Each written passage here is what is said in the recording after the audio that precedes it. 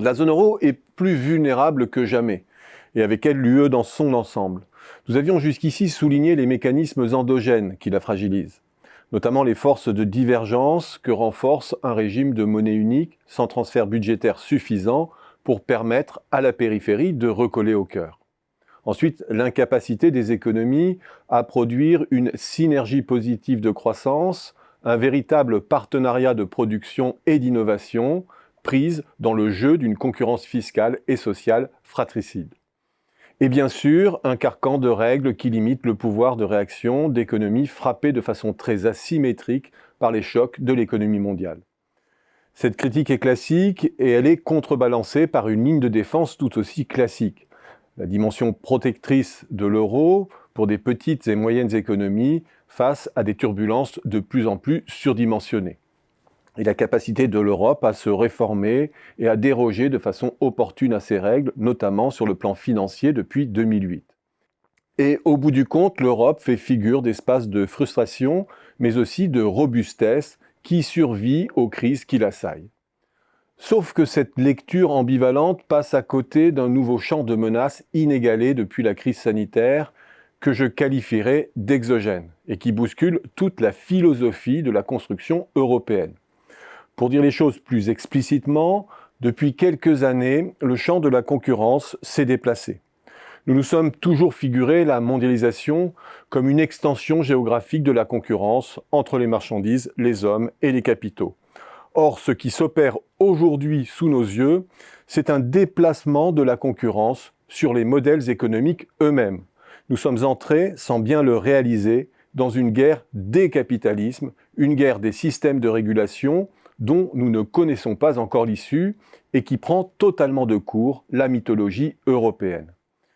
Il paraît en effet bien loin le temps où le modèle de démocratie libérale apparaissait comme l'aboutissement de l'histoire, d'une mondialisation des échanges qui devait inexorablement, 1. Pacifier le monde, les conflits étant bien trop coûteux devant l'entrelac des intérêts économiques croisés, et 2. Faire triompher les modèles agiles qui avaient déjà le libéralisme politique et économique dans leur ADN.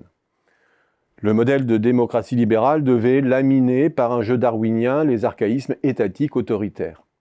Or, cette vision est battue en brèche. Les conflits ont changé de nature, la guerre est devenue civilisationnelle, moins idéologique, économique et beaucoup plus diffuse à travers son expression terroriste, traversant les frontières et menaçant de l'intérieur parfois les nations. Elle s'est déplacée aussi sur le cyberespace, où la dérégulation libérale, loin de pacifier les relations, intensifie les dominations et les manipulations.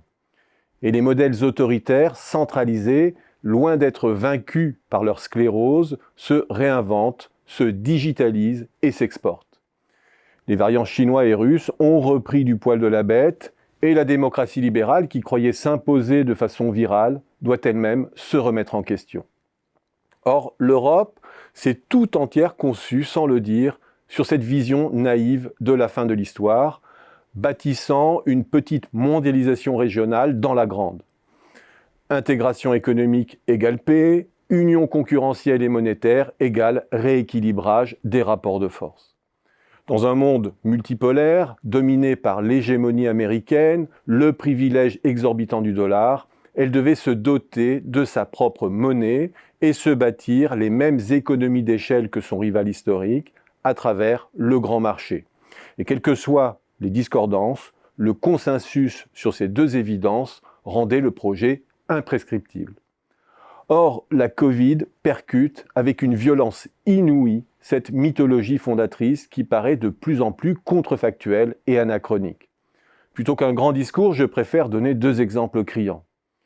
Celui des vaccins d'abord. L'union fait la force, sauf quand elle n'est pas une union qui mutualise les ressources et les moyens. Et sur ce plan, le verdict est sans appel. Le Royaume-Uni, seul, a été capable d'engager et de concentrer plus de moyens pour impulser la R&D, lancer des lignes de production et gérer la logistique que 27 pays réunis, qui représentent pourtant 5,5 fois le PIB britannique. Que dire ensuite du plan de relance européen, présenté comme une avancée majeure ? 750 milliards sur 3 ans, dont 390 milliards de subventions, le reste étant des prêts. moins de 1% de dépenses nouvelles par an, quand les États-Unis et la Chine organisent leur relance à des échelles 5 à 10 fois plus élevées et bien plus concentrées dans le temps. In fine, l'UE apparaît de plus en plus comme un attelage lourd et discordant, une empêcheuse d'agilité et de riposte défensive. Elle voit poindre à sa frontière, avec le Brexit, le contre-modèle d'un pays qui renonce à l'illusion de la force collective et mise sur un souverainisme véloce de marché.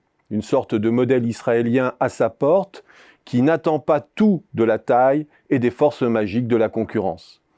Elle regarde à cette heure cette aventure solitaire comme un suicide programmé, sans voir que dans la guerre des modèles, le sien est en urgence absolue.